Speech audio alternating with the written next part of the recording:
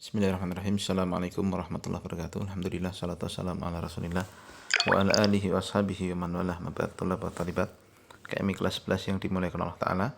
Kita sambung pelajaran kita masih di bab 22 ya. Dan sekarang kita sampai di dalil yang ketiga dari bab ini.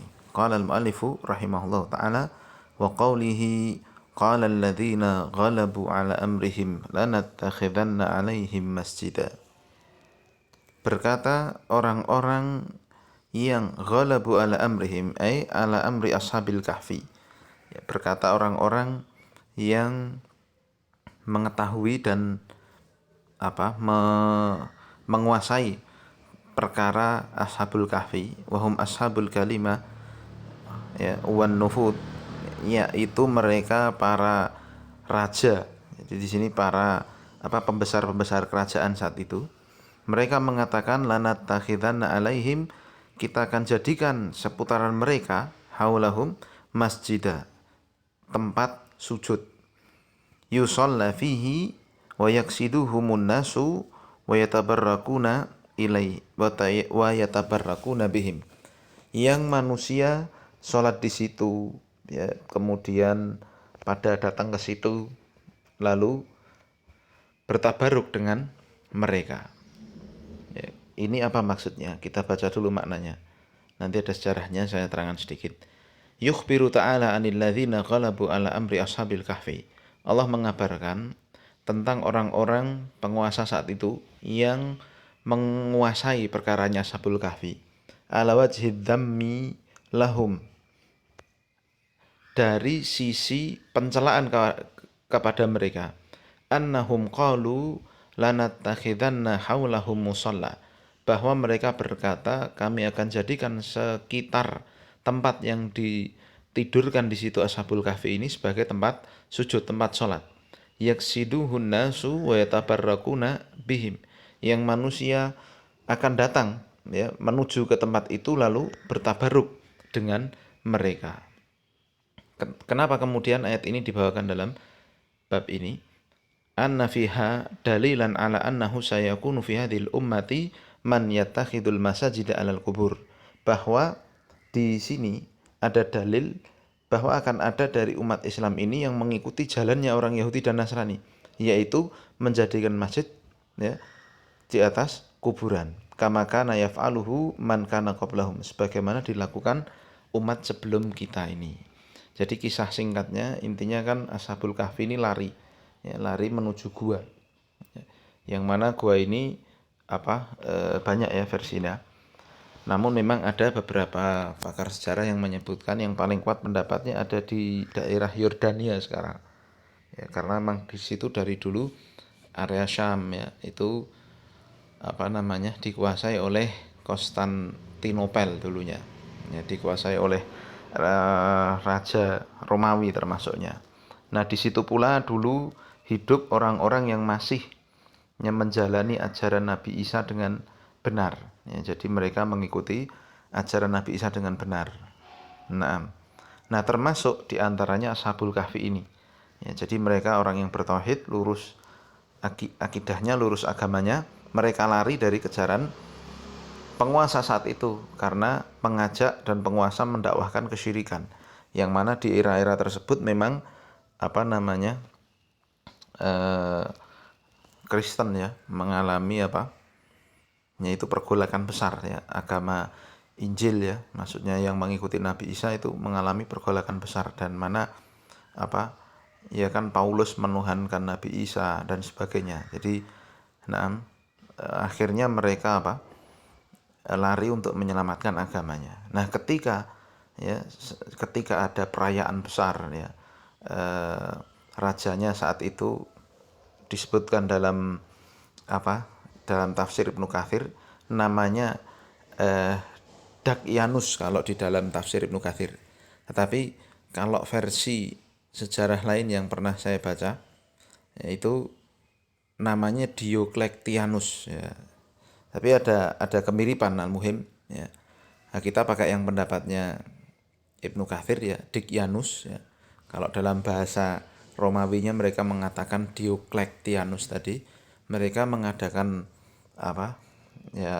pesta lah dalam tanda kutipnya begitu, perayaan kebesaran raja dan sebagainya, ya intinya melakukan perbuatan-perbuatan syirik di situ. Termasuk kan kalau pernah dengar di Romawi kan biasa ada gladiator, orang yang disuruh perang antar mereka. Kemudian mereka menyembah berhala dan sebagainya. Nah, Ashabul Kahfi ini sebenarnya keturunan raja-rajanya itu.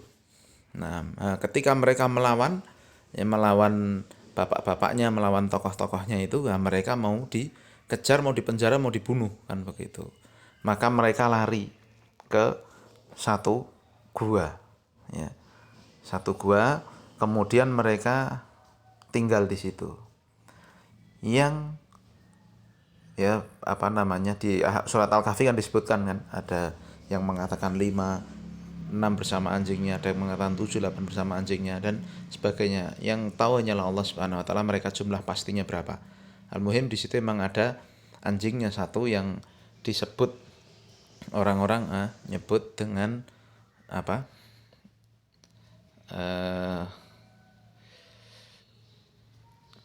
Yang anjingnya itu dinamakan apa, kok saya tiba-tiba lupa. Saya lama nggak baca sejarahnya ini ya. Tapi ya langsung ingat aja ketika ngajar ini tadi. Kitmir. Nah, anjingnya itu namanya Kitmir. Nah, jadi apa? Mereka masuk ke gua, lalu mereka ya berdiskusi begitu. Karena capek dikejar-kejar kan mereka tidur. Nah, dalam riwayat, tapi emang Israiliyat ya, ada yang mengatakan salah satunya ya dari pimpinan Ashabul Kahfi itu mengatakan, ya Allah, bagaimana cara engkau apa menangkan kebenaran di atas kebatilan kan begitu. Nah, akhirnya mereka ditidurkan oleh Allah Subhanahu wa taala selama 309 tahun ya. Salatsumi'atin sinina wasdadu tis'a dalam surat Al-Kahfi kan. Nah, setelah mereka tertidur itu, suwe banget kan itu, digoleki akhirnya ada yang ketemu. Ada yang nemuin guanya di situ. Tetapi ya setelah disampaikan kan oleh Allah Subhanahu wa taala di surat Al-Kahfi ya gimana? Lawit tolak ta'alaihim lawallaita minhum firaron wala mulita minhum ru'ba. Kalau kamu mencoba untuk melihat kondisi mereka yang 9, ketemu guanya nggak ditutup kok itu. Ya, guanya itu terbuka begitu. Mereka masuk ke situ. Kalau kalian coba lihat mereka, nah mereka kan tidur gelibak-gelibuk kanan kiri. Nah, diberikan oleh Allah Subhanahu wa taala apa? Keistimewaan. Kalau dilihat tubuh-tubuh mereka, kalian akan takut. Mulita minhum ru'ba. Kalian takut melihat mereka itu. Akhirnya ya masuk cuman di gua terus keluar saking ketakutannya. Sampai akhirnya Dakyanus sendiri katanya yang datang, mana mosok kabeh prajurit panglima wedi mong delok, istilahnya tak suruh ngambil mereka, suruh bawa ke sini, mau tak penjara, mau tak bunuh kok takut semua. Mana tak parani dewi, bahasa Jawa gitu. Parani, Dakyanus masuk ternyata juga sama, buah takut dia. Nah, itulah ya kuasa Allah Subhanahu wa taala, Allah menjaga mereka. Ya. Nah, setelah mereka beberapa waktu setelahnya kok tidurnya suwemen kuwi kan begitu. Berarti kuwi ojo-ojo nah mosok tidur nggak butuh makan, nggak butuh minum dan sebagainya kan. Ya, berarti ini orang-orang pilihan kan. Ketika mereka masuk kan mereka tahu tuh bernapas. Sampai berhari-hari itu beberapa, nah, itu emang riwayatnya Israiliyat ya. Berapa hari ada yang mengunjungi lagi, wah masih tidur, bernapas tapi ya takut keluar. Mereka apa namanya? Benar-benar bernapas mereka. Ya, intinya begitu. Nah, setelah mereka, ini dia apa? Sambungannya dengan ayat ini. Setelah lama kok tidur, nggak butuh makan, nggak butuh minum, diparani raiso karena sangat menakutkan dan sebagainya. Nah, akhirnya mereka menyimpulkan, oh ini orang-orang suci dalam tanda kutip begitu. Nah, ini kita bangun di sampingnya sini apa? Tempat sujud. Jadi biar dipakai tabaruk dengan mereka. Itulah kebiasaan orang-orang musyrikin. Ya, singkat ceritanya begitu. Ya. Nah, ya ini singkat ceritanya begitu. Nah, akhirnya bagaimana? Akhirnya diambil sebagai tempat sujud nggak? Akhirnya ada yang mengusulkan tidak jadi. Tetapi syahidnya bahwasanya mereka sudah benar-benar berusaha bertekad untuk menjadikan tempat itu sebagai tempat tabarruk. Paham ya? Nah, kita bisa petik dari ayat ini, yang pertama tahrimut ittikhadil masajid 'alal kuburi wa tahdhir min dzalika. Ya, haramnya menjadikan masjid di atas kuburan dan peringatan dari hal tersebut. Li'annahu yu'addi ila syirki, karena hal itu mengantarkan kepada kesyirikan. Dua, annahu sayakunu fi hadhil ummati man yattakhidal masajida 'alal kuburi kama fa'alahu man kana qablahum. Bahwa pasti akan terjadi di kalangan umat Islam ini yang menjadikan kuburan di atas masjid.